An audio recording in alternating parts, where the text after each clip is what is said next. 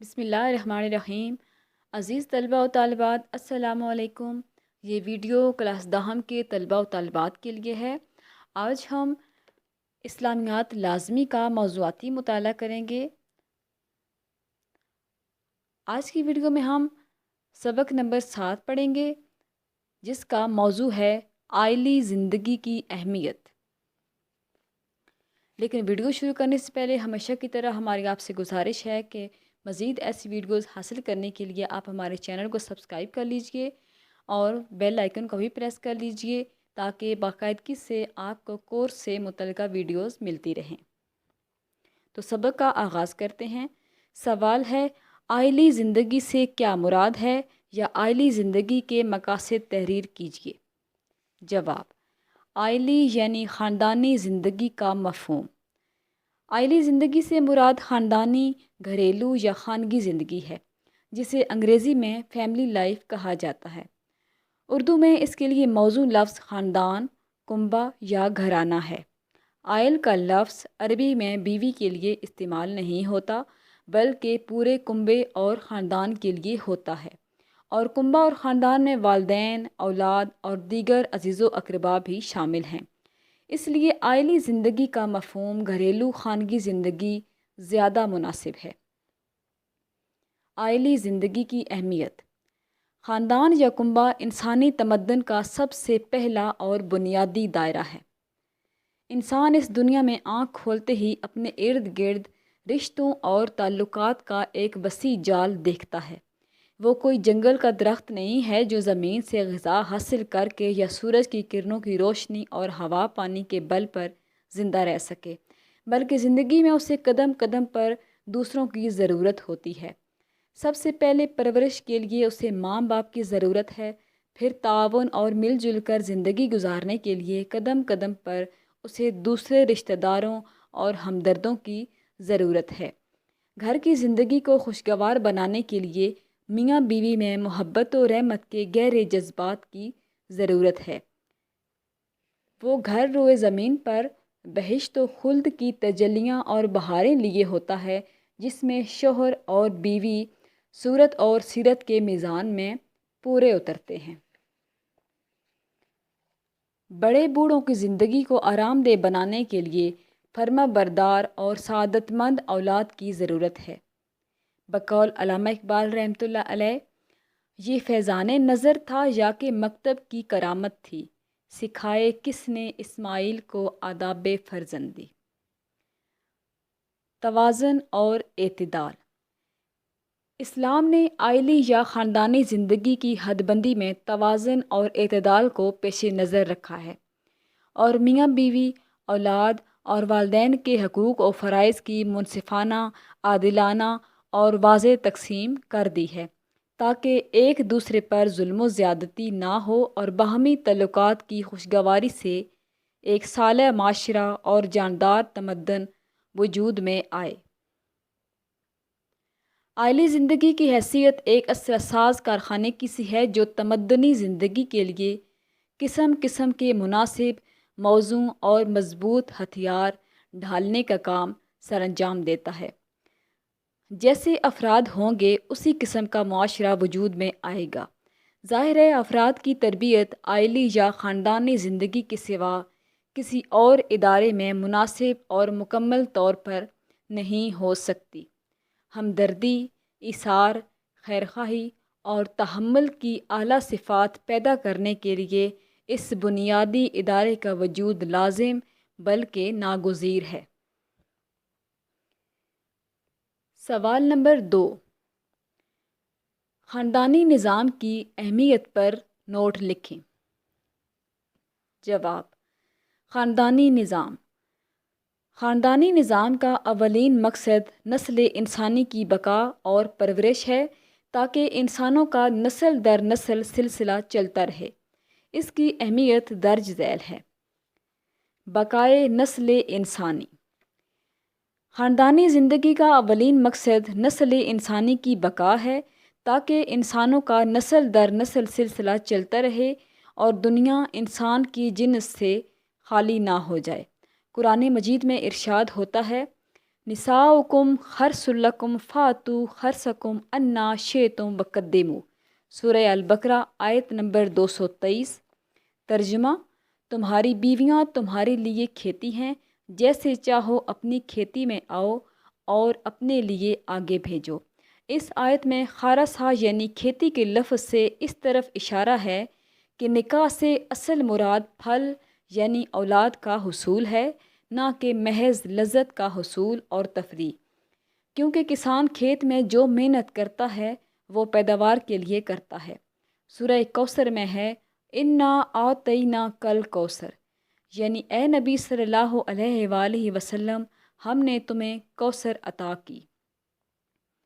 اس آیت کی تفسیر میں علماء نے لکھا ہے کہ کوثر سے مراد امت کی کثرت بھی ہے، چنانچہ ارشاد نبوی صلی اللہ علیہ وآلہ وسلم ہے، قیامت کے روز میں اپنی امت کی کثرت کی وجہ سے دوسری امتوں پر فخر کروں گا۔ نمبر 1، اصل خالق اللہ تعالیٰ ہے۔ والدین صرف اولاد کی پیدائش کا ظاہری سبب ہیں، لیکن چونکہ وہ اللہ تعالیٰ کے ایک خاص مقصد یعنی بقائے نسل انسانی کا سبب بنتے ہیں، لہٰذا ان کا مقام بہت بلند ہے۔ نمبر 2، حضور اکرم صلی اللہ علیہ وآلہ وسلم نے فرمایا کہ میں اپنی امت کی کثرت کی وجہ سے دوسری امتوں پر فخر کروں گا۔ اس لیے والدین حضور صلی اللہ علیہ وآلہ وسلم کے اس فخر کا باعث بنتے اور آپ صلی اللہ علیہ وآلہ وسلم کی محبت حاصل کرتے ہیں۔ نمبر 3، آدمی کے مر جانے کے بعد نیک اولاد صدقہ جاریہ ہے اور وہ اپنے والدین کے حق میں دعائے مغفرت کرتی ہے۔ نمبر 4، اولاد بچپن میں مر جائے تو والدین کی شفاعت کرے گی۔ اخلاق کی پاکیزگی۔ عائلی زندگی کا دوسرا مقصد انسانی اخلاق کی پاکیزگی اور طہارت ہے۔ قرآن پاک نے اسی لیے نکاح کے لیے اخسان کا لفظ بولا ہے۔ خسانہ کا معنی ہے قلعہ، اخسانہ کا معنی اخسان کا معنی ہوا قلعہ بند کرنا، یعنی بچانا، محفوظ کر لینا۔ گویا جو شخص نکاح کے قلعے میں آ جائے وہ اپنے اخلاق کو بچا سکتا ہے اور خواہشات نفسانی کی راہ سے شیطان اس پر حملہ آور نہیں ہو سکتا۔ ارشاد نبوی صلی اللہ علیہ وآلہ وسلم ہے، جس شخص نے نکاح کر لیا اس نے اپنا آدھا دین بچا لیا۔ پھر فرمایا، جب کوئی مسلمان نکاح کرتا ہے تو شیطان چیخ اٹھتا ہے اور کہتا ہے کہ اس کا برا ہو، اس نے مجھ سے 2/3 دین چھین لیا۔ شہوت ایک فطری تقاضا ہے، لیکن جس طرح انسان کی دیگر جبلتوں کو آزاد چھوڑ دینے سے بہت سی خرابیاں پیدا ہوتی ہیں، اسی طرح اگر شہوت بھی غلط راہ اختیار کر لے تو انسان اور حیوان میں کوئی فرق باقی نہیں رہتا۔ گویا اخلاق کی پاکیزگی نکاح سے اور عائلی زندگی سے حاصل ہوتی ہے۔ محبت اور رحمت۔ ارشاد ربانی ہے، وَجَعَلَ بَيْنَكُمْ مَوَدَّةً وَرَحْمَةً۔ ترجمہ یعنی اور اس نے تمہارے درمیان محبت اور رحمت پیدا کر دی۔ تمدن کی بنیاد باہمی ہمدردی اور شفقت و رحمت کے لطیف جذبات پر ہے۔ عائلی زندگی ان جذبات کو ابھارتی اور پرورش کرتی ہے۔ پہلے میاں بیوی کے درمیان یہ جذبات پیدا ہوتے ہیں، پھر اولاد کی طرف منتقل ہو جاتے ہیں۔ قدرت ماں باپ کے دل میں اولاد کے لیے محبت اور رحمت کے جذبات پیدا کر دیتی ہے۔ باپ کی نسبت ماں میں یہ جذبات زیادہ شدید ہوتے ہیں۔ جوانی میں میاں بیوی میں محبت ہوتی ہے اور بڑھاپے میں یہ رحمت میں تبدیل ہو جاتی ہے۔ ان جذبات سے محبت و رحمت کی مکمل تسکین انسان کو اعلیٰ مقاصد کی تکمیل کے لیے تیار کرتی ہے۔ تدبیر منزل۔ خاندانی زندگی کا چوتھا مقصد تدبیر منزل یعنی گھریلو زندگی کی تنظیم اور باہمی فرائض کی تقسیم ہے۔ اگر ایسا نہ کیا جائے تو تمدن میں خلل پیدا ہو جانے کا خدشہ ہے۔ اسلام نے خاندانی زندگی کا ناظم مرد کو ٹھہرایا ہے۔ الرجال قوامون علی النساء۔ ترجمہ یعنی مرد عورتوں پر حاکم و منتظم ہیں۔ اسلام نے عورت کو بھی مساوی قانونی حقوق دیے ہیں۔ گھر ایک چھوٹی سی سلطنت ہے جس کے بیرونی معاملات کا مختار مرد اور اندرونی معاملات عورت کے سپرد ہیں۔ عائلی زندگی کا مقصد بھی یہ ہے کہ گھر کے سب اندرونی اور بیرونی معاملات خوش اسلوبی سے طے ہوں۔ روزی کمانے کی ذمہ داری اصلاً مرد کے سپرد ہے اور گھر کا انتظام، اولاد کی پرورش اور گھریلو زندگی کی آسائش مہیا کرنا عورت کے ذمہ ہے۔ یہ مقاصد خاندانی زندگی ہی سے پورے ہو سکتے ہیں۔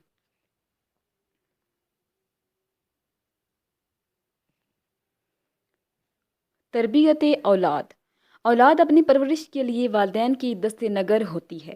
گھر بچے کی اولین درسگاہ ہے۔ پیدائش سے بچپن تک جو کچھ عادات و اطوار اپنے والدین سے سیکھے گا وہ تمام عمر اس کے ذہن میں پختہ رہیں گی۔ اگر میاں بیوی دیندار، سمجھدار، نیک اور بااخلاق ہوں گے تو یقیناً ان کی اولاد بھی اعلیٰ اوصاف کی حامل ہوگی۔ قرآن مجید میں ارشاد ہوتا ہے قُوا أَنفُسَکُم وَأَہْلِیکُم نارا، سورہ تحریم آیت نمبر 6۔ ترجمہ: اپنے آپ کو اور اپنے گھر والوں کو آگ سے بچاؤ۔ ارشاد نبوی صلی اللہ علیہ وآلہ وسلم ہے، تم میں سے ہر شخص رائی یعنی نگہبان ہے اور اپنی رعیت کے لیے جواب دہ ہے۔ پھر فرمایا، اپنی اولاد کی عزت و تکریم کرو اور ان کی بہترین تربیت کرو۔ چنانچہ عائلی زندگی کا نظام تربیت کا بہترین ادارہ ہے۔ احساس ذمہ داری اور ادائیگی فرض۔ عائلی زندگی گزارنے سے انسان پر اہل و عیال اور رشتہ داروں کی طرف سے بہت سی ذمہ داریاں آن پڑتی ہیں جنہیں ادا کرنا ضروری ہے۔ بیوی بچوں کے لیے رزق حلال کمانا پڑتا ہے۔ گھر کے ہر فرد کو اپنے فرائض ادا کر کے اپنے آپ کو اسلامی معاشرہ کا مفید رکن بنانا ہوتا ہے۔ خاندانی زندگی احساس ذمہ داری پیدا کرتی ہے اور اس میں رہ کر اپنے فرائض کی ادائیگی کی عادت پڑتی ہے۔ ارشاد نبوی صلی اللہ علیہ وآلہ وسلم ہے، تم میں سے ہر شخص ذمہ دار ہے اور اس ذمہ داری کے لیے جواب دہ ہے۔ عورت اپنے خاوند کے گھر اور بچوں کی ذمہ دار ہے اور اپنی اس ذمہ داری کے لیے اسے جواب دینا پڑے گا۔ پھر فرمایا، جس شخص نے 3 بیٹیوں کی پرورش کی، ان کی اچھی تربیت کی، ان کی شادی کی اور ان کے ساتھ اچھا سلوک کیا، اسے جنت ملے گی۔ زندگی کا سکون اور اطمینان۔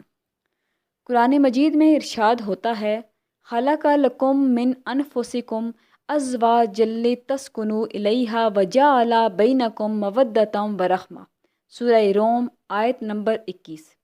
ترجمہ: اس نے تمہارے لیے تم ہی سے عورتیں پیدا کیں تاکہ ان کی طرف مائل ہو کر سکون و اطمینان حاصل کرو اور تم میں محبت اور رحمت پیدا کر دی۔ چنانچہ عائلی زندگی کا ایک بڑا مقصد سکون اور اطمینان کا حصول ہے۔ گھریلو زندگی کا اطمینان اور سکون نکاح میں پوشیدہ ہے۔ دن بھر کا تھکا ماندہ آدمی گھر میں داخل ہو اور گھر میں اس کا استقبال ایک ہمدرد ساتھی کی طرف سے جو مسکرا کر اس کا خیر مقدم کرے تو زندگی کے رنج و الم بھول جاتے ہیں۔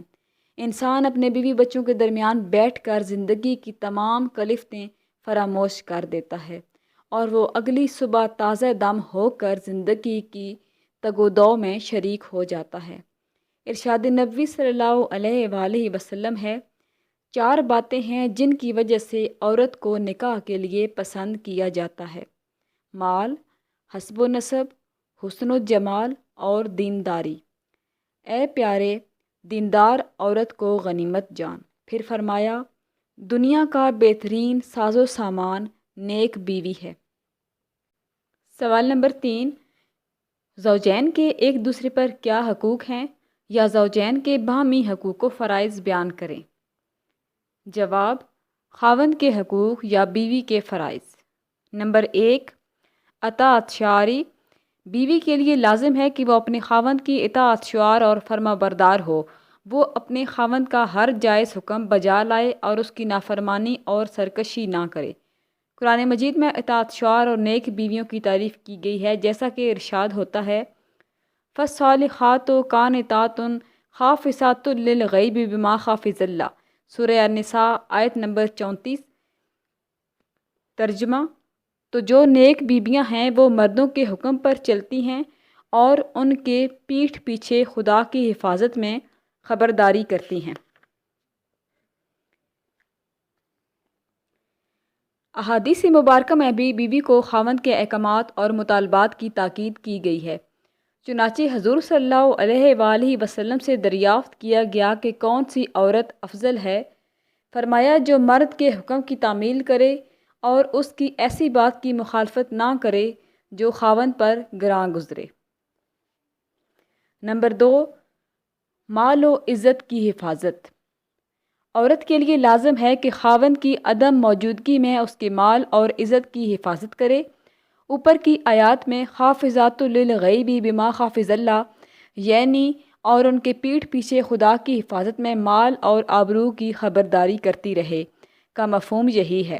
ارشاد نبی صلی اللہ علیہ وآلہ وسلم ہے، جب کسی عورت کا خاوند باہر چلا جائے تو اس کے پیچھے اپنی عزت اور آبرو کی حفاظت کرے اور شوہر کے مال و اسباب کی نگرانی میں اس کی خیرخواہ اور وفادار رہے۔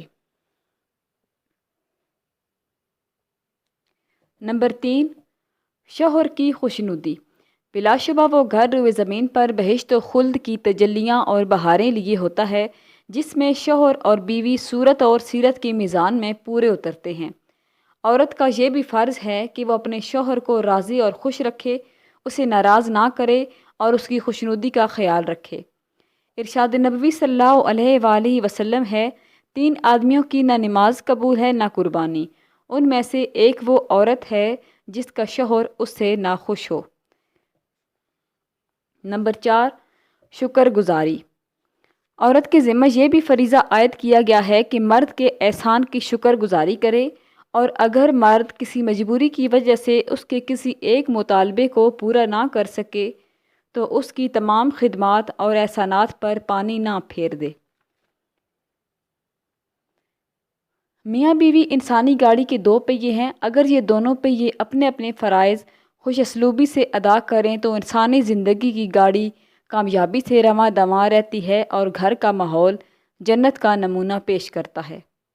نمبر 5، مناسب بناؤ سنگھار۔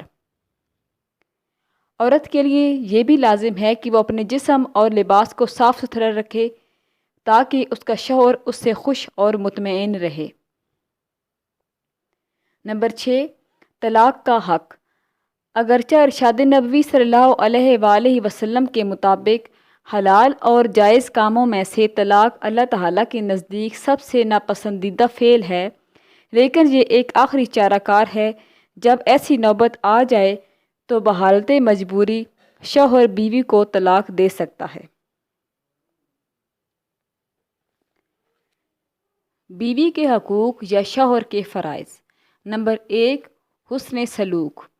بیوی کا پہلا حق یہ ہے کہ خاوند اس سے حسن سلوک سے پیش آئے، چنانچہ قرآن مجید میں ارشاد ہوتا ہے وَعَاشِرُوهُنَّ بِالْمَعْرُوفِ فَإِنْ كَرِهْتُمُوهُنَّ فَعَسَىٰ أَن تَكْرَهُوا شَيْئًا وَيَجْعَلَ اللَّهُ فِيهِ خَيْرًا كَثِيرًا، سورہ النساء آیت نمبر 19۔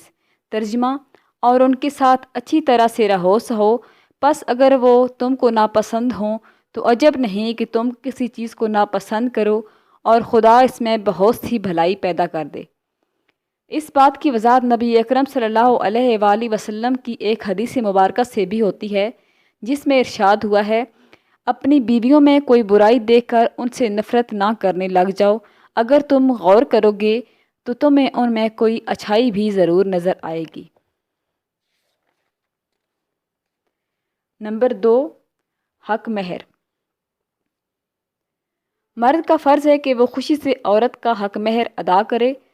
قرآن مجید میں ارشاد ہوتا ہے وَآتُوا النِّسَاءَ صَدُقَاتِهِنَّ نِخْلَةً فَإِن طِبْنَ لَكُمْ عَن شَيْءٍ مِّنْهُ نَفْسًا فَكُلُوهُ ہَنِیًّا مَرِیًّا، سورہ النساء آیت نمبر 4۔ ترجمہ: اور عورتوں کو عورتوں کو ان کے مہر خوشی سے دے دیا کرو، ہاں اگر اپنی خوشی سے اس میں سے کچھ تم کو چھوڑ دیں تو اسے ذوق و شوق سے کھا لو۔ مرد اگر مہر کی ادائیگی میں پس و پیش کرے تو عورت اس کے خلاف قانونی چارہ جوئی بھی کر سکتی ہے اور اپنے نفس کو اس سے روک بھی سکتی ہے۔ عورت کو اختیار ہے کہ خوشی سے پورا مہر یا اس کا کوئی حصہ مرد کو معاف کر دے، لیکن اگر اس سے زبردستی ایسا کرایا گیا تو وہ جب چاہے اس کا مطالبہ از سر نو کر سکتی ہے۔ نمبر 3، نان و نفقہ۔ اسلامی قانون معاشرت میں مرد کی حیثیت نگران کی ہے، مال خرچ کرنا، گھر کی ضروریات مہیا کرنا اور بیوی کی تمام جائز حاجات کا پورا کرنا اس کا فرض ہے۔ قرآن مجید میں ارشاد وَمَتِّعُونَ عَلَى الْمُوسِعِ قَدَرُهُ وَعَلَى الْمُقْتِرِ قَدَرُهُ مَتَاعًا بِالْمَعْرُوفِ حَقًّا عَلَى الْمُحْسِنِينَ، سورہ بقرہ آیت نمبر 236۔ ترجمہ، ہاں ان کو دستور کے مطابق کچھ خرچ اپنے مقدور کے مطابق دے اور تنگ دست اپنی حیثیت کے مطابق، نیک لوگوں پر یہ ایک طرح کا حق ہے۔ نمبر 4، عدل و مساوات۔ اگر ایک ہی بیوی ہو تو اس کے ساتھ عدل و انصاف کرنا مرد کا فرض ہے۔ اگر ایک سے زیادہ بیویاں ہوں تو ان سب کے درمیان پورا انصاف قائم رکھنا فرض ہے۔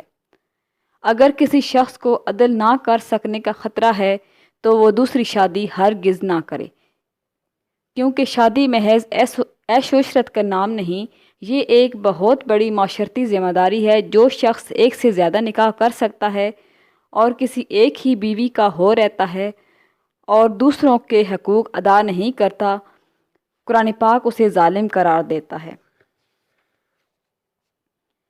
نمبر 5، ظلم اور زیادتی سے پرہیز۔ مرد کو چاہیے کہ وہ بیوی سے محبت اور شفقت کا برتاؤ کرے۔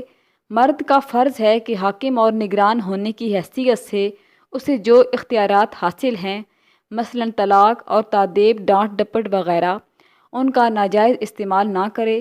محض عورت کو ستانے کی خاطر اسے لٹکائے نہ رکھے، بلکہ اگر شریفانہ طور پر بسانا نہیں چاہتا تو اسے احسان کے ساتھ طلاق دے کر فارغ کر دے اور اس کا حق مہر اس کے حوالے کر دے۔ سوال نمبر 4، اولاد کے حقوق اور فرائض کے بارے میں آپ کیا جانتے ہیں؟ جواب، اولاد کے حقوق۔ اولاد کے حقوق کو ہم والدین کے فرائض بھی شمار کر سکتے ہیں۔ اسلام نے والدین کو اس بات کا پابند کیا ہے کہ وہ اپنی اولاد کے حقوق کا خیال رکھیں، اس کی مناسب پرورش اور تربیت کریں اور ان کی جملہ ضروریات پوری کریں۔ ذیل میں اولاد کے حقوق مختصر طور پر بیان کیے جاتے ہیں۔ نمبر 1، حفاظت جان۔ رسول اللہ صلی اللہ علیہ وآلہ وسلم کی تشریف آوری سے پہلے انسان کی جہالت اور سنگ دلی اس قدر بڑھ چکی تھی کہ وہ اپنی اولاد کو قتل کر ڈالتا۔ عرب میں بعض لوگ مفلسی کے خوف سے اور بعض اس جھوٹے غرور سے کہ کوئی ہمارا داماد نہ بن سکے، اپنی لڑکیوں کو زندہ درگور کر دیتے تھے۔ اسلام نے نہایت شدت کے ساتھ اس سے منع فرمایا۔ نمبر 2، عقیقہ اور ختنہ۔ بچے کی پیدائش پر سب سے پہلا کام یہ کرنا چاہیے کہ اسے نہلا دھلا کر دائیں کان میں اذان اور بائیں کان میں اقامت کہی جائے، پھر اسے گھٹی دی جائے اور برکت کی دعا مانگی جائے۔ مسنون طریقہ یہ ہے کہ 7ویں روز خوشی کے اظہار کے لیے بطور خیرات بچے کی طرف سے جانور ذبح کر کے اس کا گوشت تقسیم کیا جائے، اس کا نام رکھا جائے اور سر کے بال اتار کر ان کے برابر مقدار میں چاندی صدقہ کی جائے۔ نمبر 3، رضاعت۔ رضاعت کے معنی ہیں دودھ پلانا۔ اللہ تعالیٰ نے بچے کو دودھ پلانے کی مدت 2 سال مقرر فرمائی ہے۔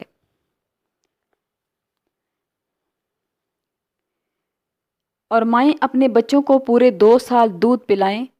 یہ حکم اس شخص کے لیے ہے جو پوری مدت تک دودھ پلوانا چاہے، اور دودھ پلانے والی ماؤں کا کھانا اور کپڑا دستور کے مطابق باپ کے ذمہ ہوگا۔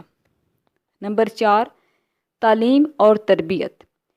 اسلام نے اولاد کی جسمانی پرورش کے ساتھ ساتھ اس کی بہتر تعلیم اور تربیت پر بھی بہت زور دیا ہے۔ ارشاد نبوی صلی اللہ علیہ وآلہ وسلم ہے کہ اولاد کا ماں باپ پر حق ہے کہ اس کی اچھی تربیت کریں اور اس کا اچھا نام رکھیں۔ ایک اور حدیث میں ارشاد فرمایا، اکرموا اولادکم واحسنوا ادبہم۔ ترجمہ، اپنی اولاد کی عزت اور توقیر کرو اور ان کی اچھی تربیت کرو۔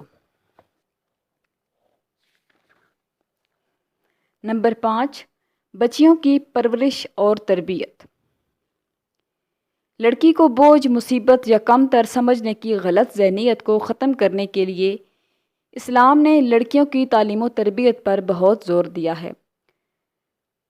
رسول اللہ صلی اللہ علیہ وآلہ وسلم نے لڑکی کو خدا کی رحمت قرار دیا ہے۔ فرمایا، جس آدمی کے گھر 2 لڑکیاں پیدا ہوں اور وہ ان کی اچھی طرح پرورش کرے حتیٰ کہ وہ جوان ہو جائیں، تو ایسا آدمی بالکل اسی طرح میرے ہمراہ جنت میں داخل ہوگا جس طرح شہادت کی انگلی اور درمیانی انگلی ساتھ ساتھ ہیں۔ نمبر 6، عدل اور مساوات۔ اولاد کے ساتھ عدل و مساوات کا برتاؤ ہونا چاہیے، ان کے درمیان برابری رکھنی چاہیے، ایک دوسرے پر بلا سبب ترجیح نہ دی جائے، بالخصوص لڑکوں کو لڑکیوں سے برتر اور لڑکیوں کو کم تر نہیں جاننا چاہیے۔ اولاد میں فرق اور امتیاز کرنا ظلم ہے۔ نمبر 7، شفقت اور رحمت۔ اولاد کے ساتھ نہایت شفقت اور رحمت کا سلوک کرنا چاہیے۔ رسول اللہ صلی اللہ علیہ وآلہ وسلم نے اپنے نواسوں اور نواسیوں کو اٹھائے پھرتے تھے۔ وہ حالت نماز میں آپ صلی اللہ علیہ وآلہ وسلم کی پشت مبارک پر چڑھ جاتے، کبھی گردن پر بیٹھ جاتے اور آپ صلی اللہ علیہ وآلہ وسلم بالکل برا نہ مانتے۔